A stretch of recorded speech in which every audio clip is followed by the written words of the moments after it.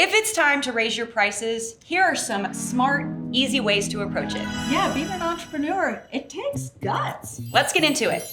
I have talked to a lot of our GoDaddy customers about what they're charging for their products and services, and I found a lot of them are underpricing themselves. So how do you know? How do you know if your price is right? Yeah, I struggled with this at my recent garage sale. I think I underpriced everything, but that's neither here nor there. You do want to come up with a strategy so you can get to those higher prices that you deserve. Let's talk about competition-based pricing. Something maybe, again, I should have done with my garage sale. Go and see what your competitors are pricing for their products and what they're selling. And then from there, take that to help your strategy. Maybe start with a little bit higher and see what happens. See if people bite. Or you can focus on maybe what makes you different or better than your competitors, right? So maybe you've got a sustainable process that you use, or your customer service is top notch, or you have decades of experience and certifications and expertise about something. That is valuable. Use that to charge more. That's how I chose my hair salon when I first moved from LA to San Diego. And I chose based on the quality of the products they were using and the expertise. Like, how long has this person been a blonde specialist? And that was worth paying the top tier across salons in San Diego. Cost plus pricing, pretty simple. It's where you calculate your costs, which could be materials, overhead, labor. It'll help you to set that profit margin. Sorry for the math flashbacks. But you know what? It doesn't necessarily reflect what customers are actually willing to pay. So it's great for covering your bases, but don't stop there. Which brings us to value-based pricing, also known as willingness to pay. Like, what do your customers value that you offer, and what are they willing to pay for that? I think about this often when I had my transition to the nice white tee. You know, you can buy a white t-shirt anywhere. Yeah. But now as I get older, I'm like, well, I want a nice white tee. And I'm happy to pay that, 3-figure amount for a good white tee. But it's because I value how often I'm gonna wear it, all the outfits I can wear it with. And now I've got a really nice white t-shirt. Absolutely. If a person sees your product or service as a premium or personalized, or maybe it's just plain awesome, they're often willing to pay more. Do you have a service or a product that you could offer tiered pricing, different levels to break down? Not everybody can afford that top tier. Not everybody can afford the great white tee, so you want to give them options. So this could mean like a light version of what you offer. You could have starter pack. You could also have, I want the whole thing. Just try out, some different strategies. See what works for your business. Yeah, and it's a win-win, right? You meet your customers where they're at. And when you do that, guess what? Your customers feel seen. There are also psychological strategies you can apply.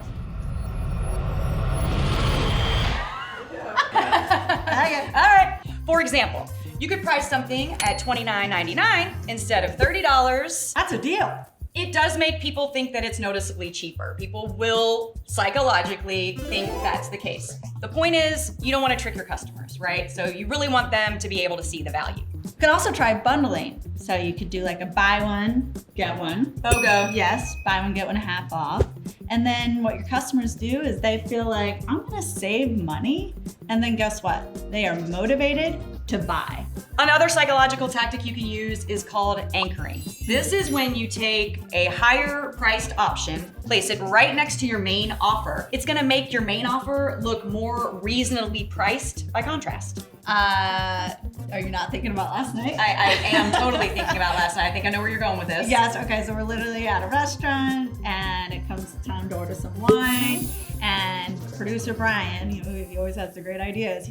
He chose a bottle of wine that I was thinking, this is pretty nice, right? But then I looked back at the menu and it was right next to another bottle of wine that was about double Right. price. So it was downright reasonable.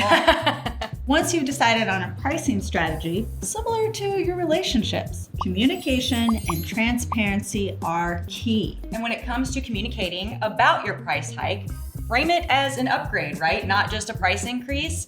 People are often willing to pay more if they think they're getting more. Yeah, an upgrade could lead you to like, I perceive more value, right? Yeah. Like when a business throws in a little loyalty perk or a little extra service time, that feels great. And don't be shy about sharing your reviews. When people see others raving about your business, it reinforces your value and makes that price upgrade seem totally worth it. And pricing is something you want to be transparent about, right? Because if you're going to have to raise your prices, which you will at some point, just explain why. Let them know the reasoning behind it in a little email or a little social post. And then be sure to recognize that gratitude matters. So kind words, they don't cost anything.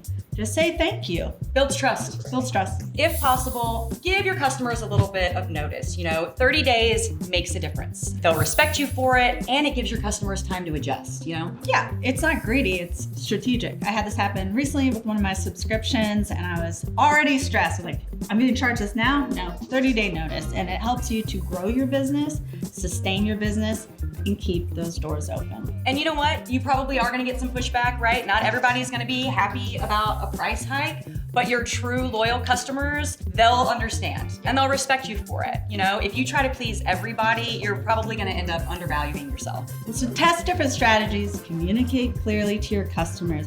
You're not just setting prices, you're setting a tone for how your business is valued. And if you want more information, check out the description below. Like, comment, subscribe. Let's talk about it. We'll see you next time on The Journey.